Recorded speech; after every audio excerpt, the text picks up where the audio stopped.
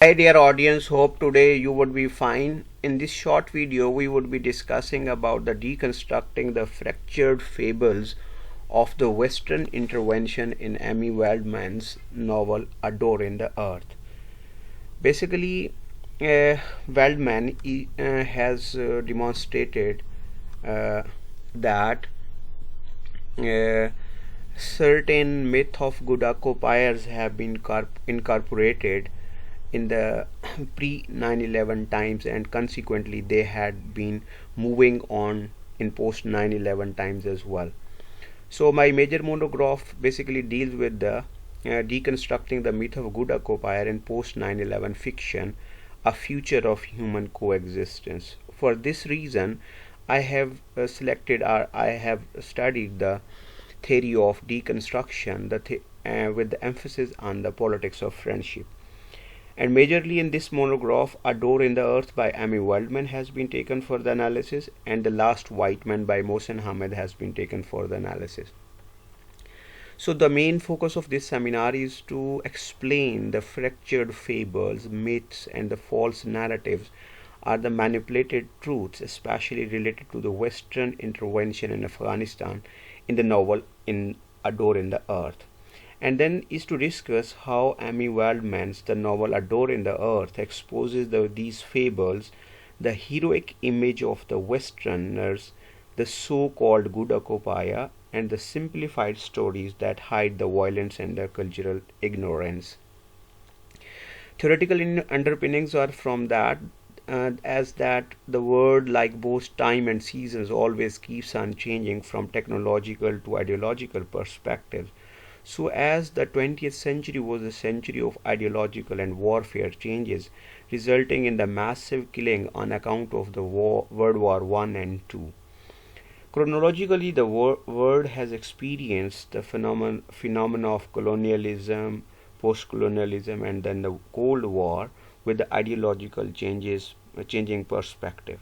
By the end of World War II, it was expected that the world would move towards the establishment of the hybrid of the global peace, but unfortunately the world could not move towards the expected design of the hybrid growth. Rather, it moved on the binaries of Orientalism and the clash of civilization.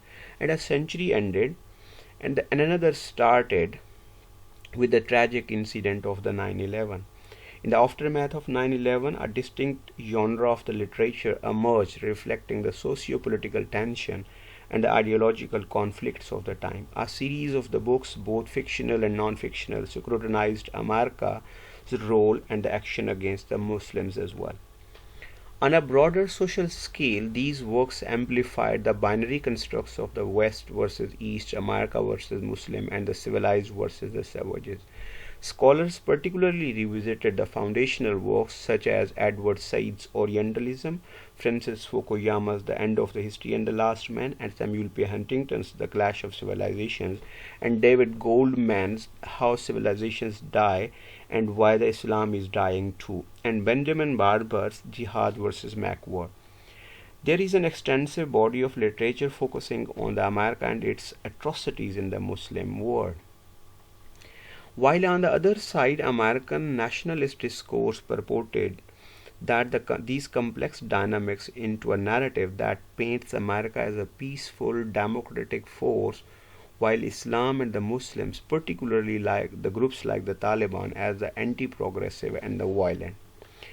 This narrative perpetuated the myth that America's ongoing war on terror served as a benevolent mission to secure peace for itself and the world at large. But much of the post 9/11 literature and its engagement with the Western intervention either reinforce the binary frameworks or focuses primarily on the socio-political context without interrogating the mythological underpinning that legitimate occupation as a benevolent act. Gregoria Batiza has rightly maintained that the position on which the present study corroborates. He states that the contemporary religious and civilizational politics do not serve as a manifestations of religions and civilization as such, but as the expression of historically contextual ideological forces which draw from and mobilize religious and civilizational identities, categories, traditions, and ideas in the pursuit of the specific political projects and the goals. So we see that the post 9/11 fiction is basically categorized with these images. One talks with that of the uh, conflict literature based on the conflict and the binaries, means when there is a constant for and white is going on against the categories on the base of nationalities and identities, and the other, on the other side stands the fiction of the global peace and understanding, mutual understanding, on which our this novel Adore in the Earth is basically relies. So on the one hand, Adore in the Earth by Amy Waldman is a critical novel with its setting in the America and Afghanistan at the same time. Waldman tactfully selected two characters, i.e. protagonist Cran and the Perveen, around whom the major plot of the novel revolves. Cran being an American and a mouthpiece version of the West, presented Afghanistan and the situation of its women in his memoir Mother Afghanistan according to the perception of the West. Basically, Cran has constructed three fables, and we are going to discuss in detail fractured fables of the Cran and the real experiences of Perveen, because they represent two different versions of the reality. Cran presented the death of Rishta.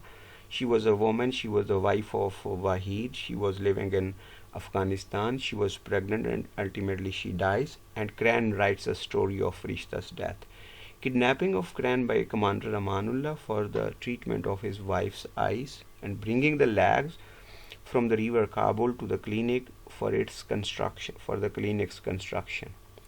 First, we take that he portrays the situation of Afghanistan in the Mother Afghanistan and the resistance of Afghani people against its development, and confirms that Afghanistan is underdeveloped because of its orthodox people connected to the religious and cultural ideology and their strict religious hatred towards the Westerns, who are actually the saviors of Afghanistan.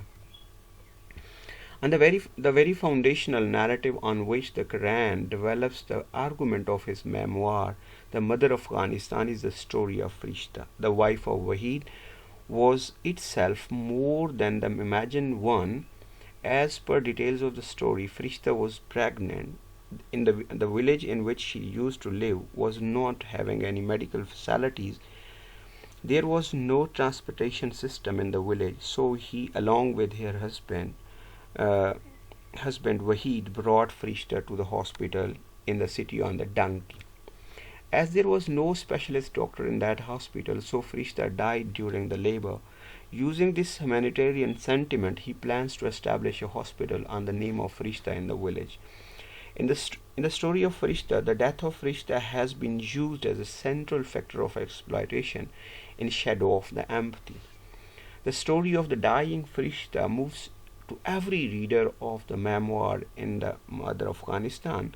Among such readers was the Perveen. She was fascinated by Cran's act of saving women in Afghanistan. She was so impressed by his eloquent speeches and claims in the book that she leaves her home in America and moves to see real Afghanistan by her own eyes.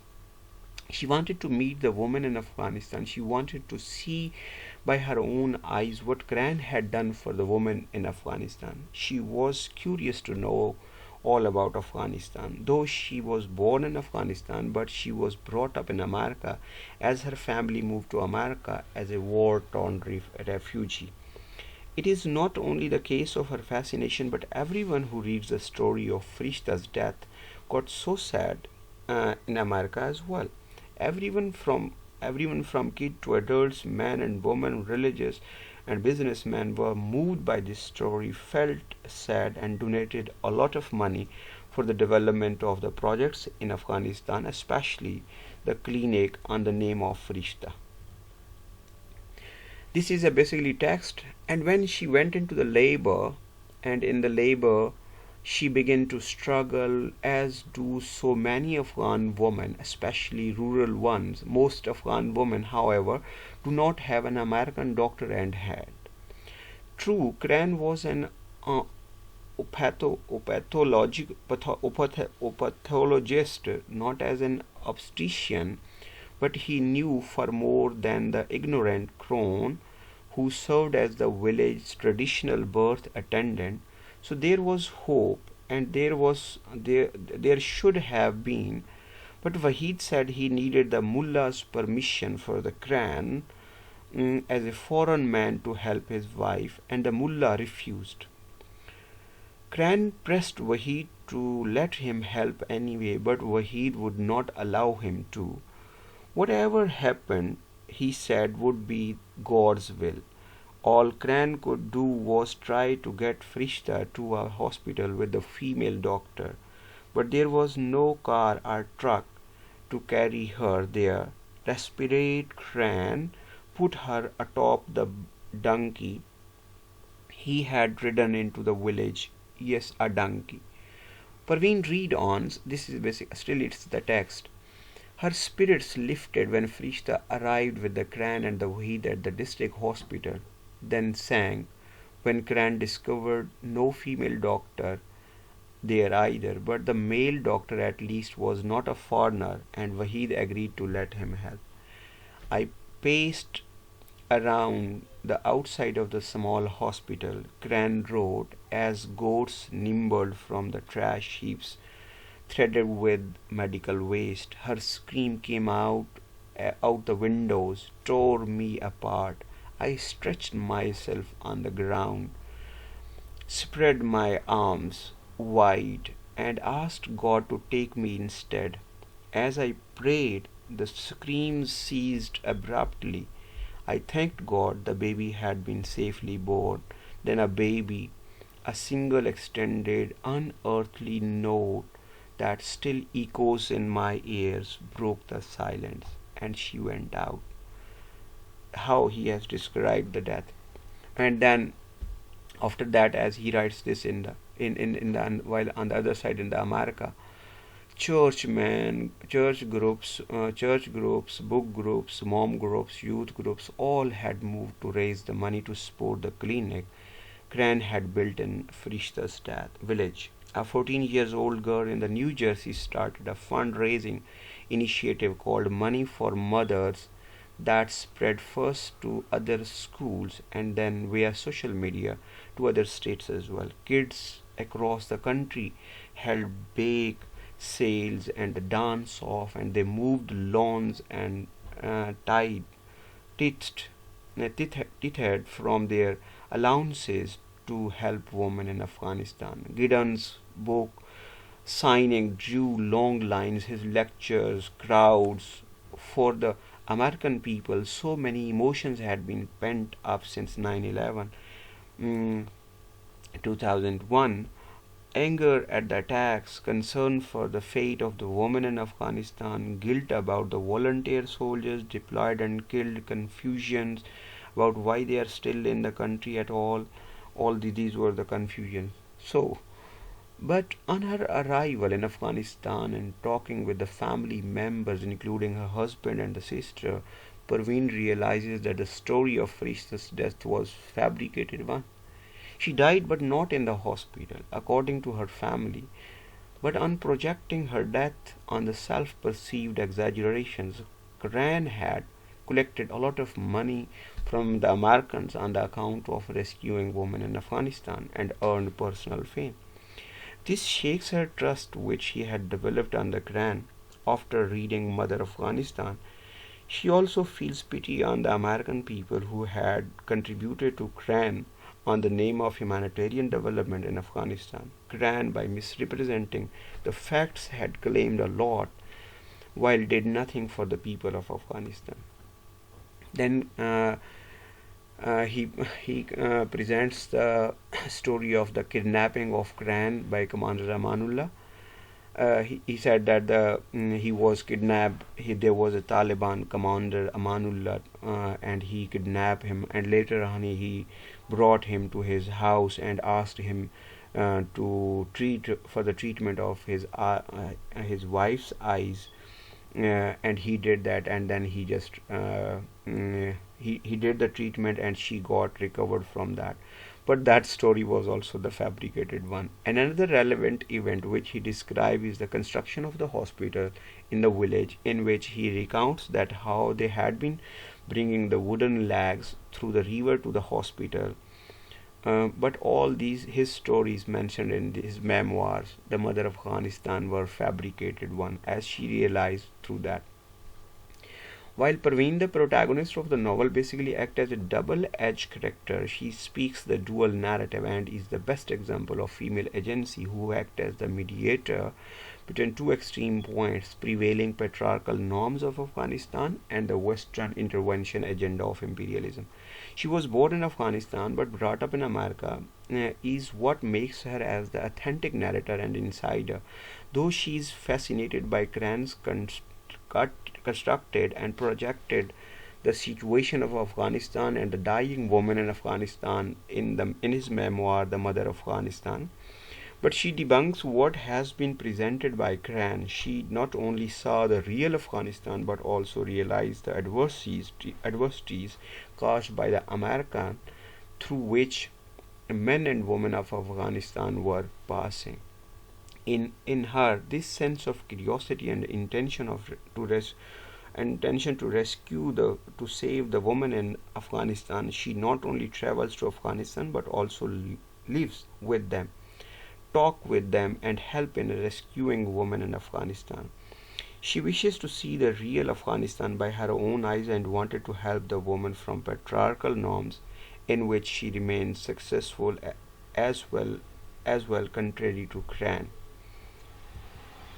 Uh, this is the what Parveen real experiences, and she reports by the end of uh, mm, reading and moving and staying in Afghanistan. I have been asked for often since if I was afraid, and I can say honestly, not in the least.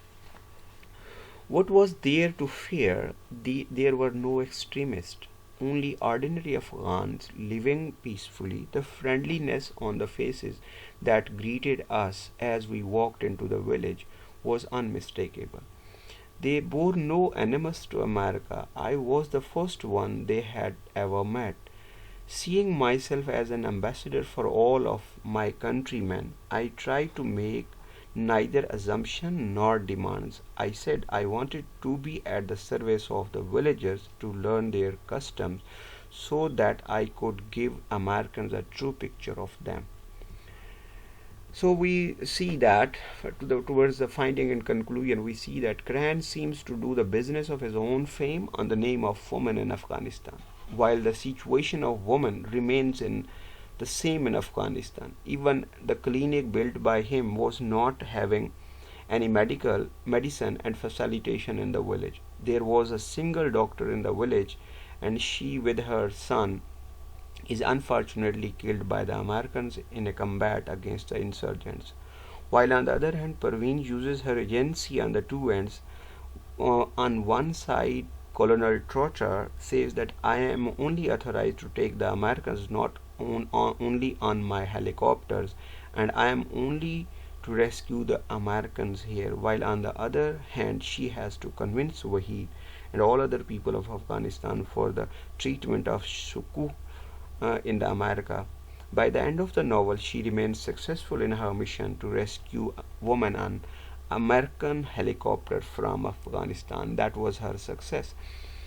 We see Cran had claimed more in his book than what he did for women in Afghanistan. He painted a picture of pregnant dying woman carried to the hospital on a donkey in Afghanistan, and in return he collected money from every section of American society, represented himself as a superficial hero, earned million views on TED Talks, and acted as a CIA agent in Afghanistan. As Wahid permits his wife to be moved to America on the American helicopter with Parveen, reveals that the Afghani society is not as patriarchal as Cran had perceived and projected in his memoir The Mother of Afghanistan. No one is so patriarchal that he does not want education, good health, facilities for his woman and the family. The patriarchy is one of the conditioned artifact of the denied access to education and modernity. Take home message of the study is that we cannot make the world asymmetry and apolitical, but we can make it democratic. And post 9/11 literature has emphasized peace, harmony, social solidarity, and moral universalism. Here are the questions which we can more think on. What more can be adverse than misusing the death of anyone? So definitely, Fran has misused the death of Farishta. And do you think that it is the duty of the writer, fiction writers, to rearrange the reality to make it more bearable, or the fabricated one? For example, yes, I realize that there are some differences. Neither all the Americans are just collecting money and sending money to the Afghanistan, and not every man and woman in Afghanistan is against the America. So literature is used to be based on the reality and imagination, and literature is not based on the referential imagination and the fabrication.